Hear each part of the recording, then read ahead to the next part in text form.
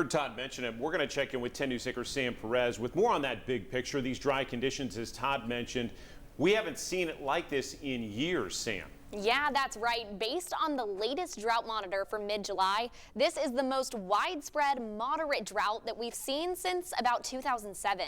We did have a drought in 2016 that was more intense, but not quite as widespread. Today, I caught up with a local farm to see how this is impacting produce.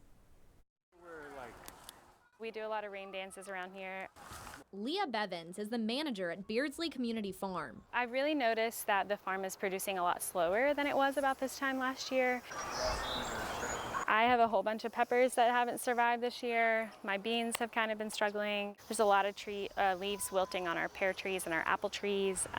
The blackberries are really crispy. The culprit? We had a really wet spring, but now that we've come into the summer season, that spigot just shut off. Meteorologist Cassie Nall uses this drought monitor to check in on conditions. This month has really been a scorcher so far. In fact, we've had the third warmest start to the month of July on record. And when you combine that heat along with the very dry conditions, obviously that's trouble for agricultural interests.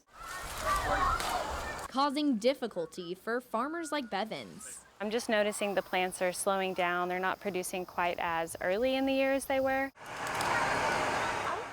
Although there's rain in the forecast, the top layer of soil is extra hard because of the drought.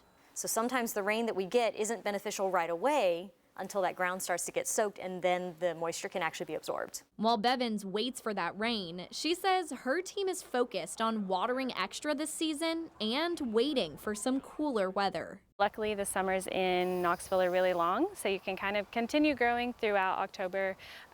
So I think we're just expecting maybe a little bit later of a harvest this year. Bevins says she's planning to pull up some of the plants that aren't doing so well and reharvest some that might do a little better with this hot and dry weather, like squash and zucchini.